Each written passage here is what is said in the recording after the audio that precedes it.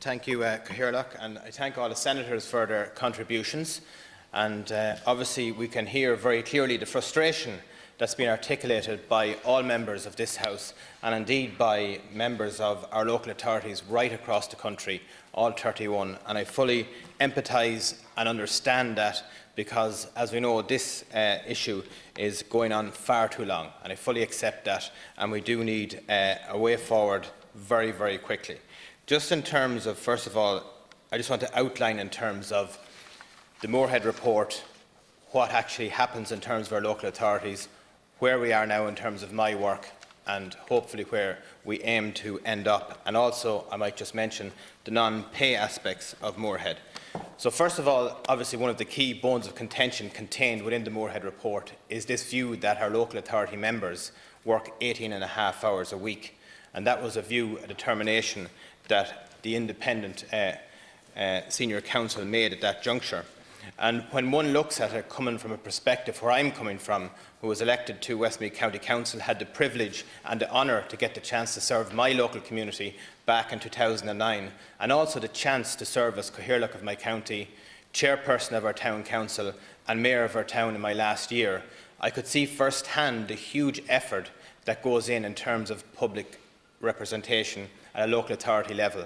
And indeed, in a recent report, I just noted that there's 600 individual services that the local authority provides to citizens in each of the 31 local authorities. So local government is the closest arm to the citizen. There's no doubt upon that. And when I think and reflect on those 18.5 hours and look at the 360 statutory bodies that have to be filled through nominations from our 31 local authorities, 1,100 nominations. When I look at the 400 external bodies that have to be filled through our 31 local authorities, 1,010 individual nominations. That's 2,140 nominations that have to be filled via our 949 councillors in this state. That is a significant voluntary role that councillors take up day in, day out. And when I also look at and reflect upon the Public Participation Network, which was established in 2004, with an average of 360 community groups with each local authority that councillors deal with on a very daily basis, working with them, trying to advise them of grants, trying to advise them of various different ways to improve their community and indeed improve society at large.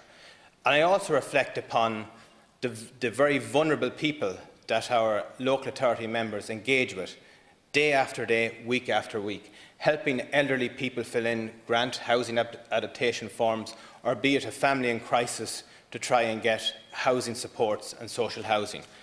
Those are the key roles that I am very aware that our local authority members are involved in day by day, week by week. And as I reflect on that, I also look at, in terms of the work that AILG and LAMA have done, in terms of the surveying, in terms of what the likely working week of a local authority member is. And it's obviously significantly greater than 18.5 hours. And I think we're all agreed upon that, because the representation role is also vital. It's the lifeblood in terms of how a local councillor engages with his or her community, and also in terms of how they get feedback on the ground and get views of society at large and what direction they're going on. Secondly, I just want to set out the trajectory of where we are. Obviously, it was in June 2018 that Sarah Moorhead was appointed to commission a report into the pay and conditions of local authority members. And it was back in July 2018 that Sarah Moorhead, in June 2020, when the report was published by government at that stage. And the programme for government, obviously subsequent to that, has committed to endorsing the report and also implementing it within 12 months on the formation of the government. And obviously, when I found myself and had the privilege of being appointed to the current role that I have, I immediately set about engaging with our local representatives. I operated an open door policy from day one. I spoke with and met with many councillors across the country. I engaged with AILG and LAMA, held a series of meetings with them to see what their view is on the Moorhead report. and also many members of this House and indeed Dáil Éireann, in terms of to get their view on the report. And obviously Sarah Moorhead has made her recommendation. I listened and take huge value from the views that our local authority members have given in relation to the recommendation of the Moorhead report, and I hold great value in that. And I have crafted a proposal on foot of that I hope will reflect the role of a councillor, but also will be robust, will be transparent, and will stand up to the highest scrutiny in terms of public probity, because I think that's very important in any proposal that we go with. And my engagement was very fruitful in terms of what I learned, as well in terms of frustrations that councillors have at the moment. But the factual matter is now that proposal has been crafted by me and Minister O'Brien and presented to the Minister for Public Expenditure and Reform for approval, because we obviously do need consent from DEPR in order to approve any proposal. And I look forward in the coming weeks to work with the Minister for Public Expenditure and Reform and the Government to deliver this programme within the timeframe of the programme for government, because I think that's very important that we do meet that commitment. It's an important commitment that was given on the formation of the government.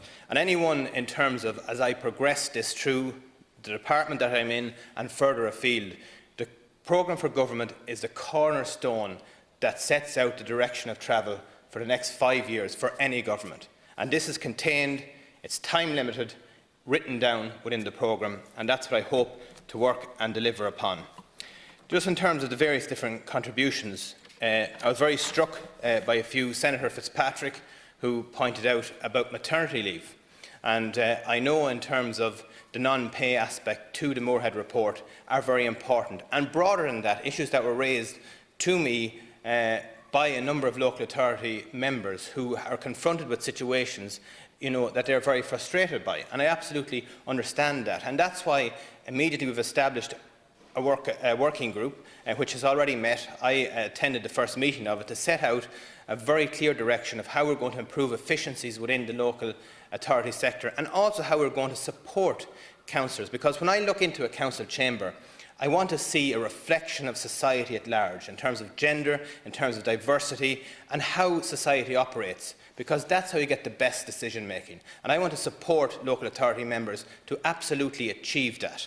And this group will hopefully come back in Q2 with a series of recommendations this year to me in relation to maternity leave and also other areas that are impacted in terms of supports for councillors, training, etc. Because all that is very, very important. When I heard Senator Fitzpatrick talking about having her baby and someone suggesting why isn't she at a meeting, we don't want that in this country. And as a progressive person and as a young father, I see that that's not right. But I want to offer real maternity leave. I think we can be brought into a situation where we falsely believe we can change an instrument and that will provide maternity leave. I want a system that people can use, can feel free to operate, and that will be a huge support to bring more women and bring more people into the local authority system. I think that's very important, and I'm absolutely committed to trying to work and to deliver that. And believe you me, I won't leave any stone unturned in trying to do that. Also, a number of members mentioned retention.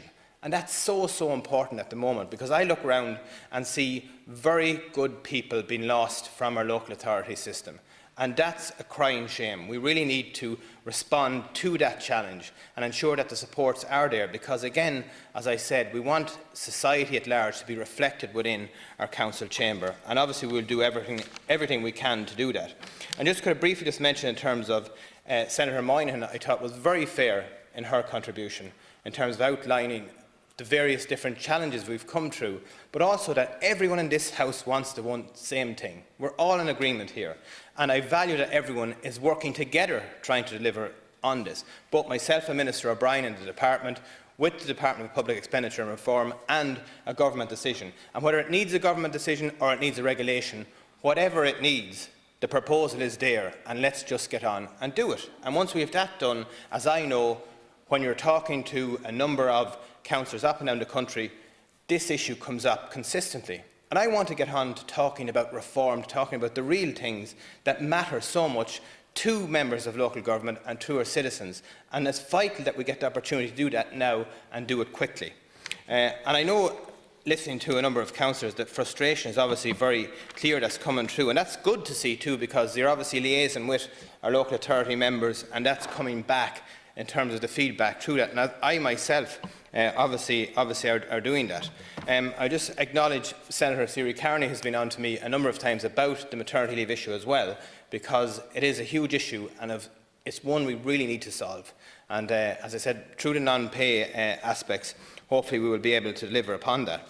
Also, Senator Wall mentioned online bullying, and that's a huge issue that young councillors, are concerned about. People feel, afraid almost to run for election when you see, in terms of some of the online behaviour of a minority of people, I may add. But it is very frustrating to see that, and I would absolutely commit to raising that with our reform group that we have established to try and see how we can best respond to that, or put the key supports in place for people who find themselves in a position like that.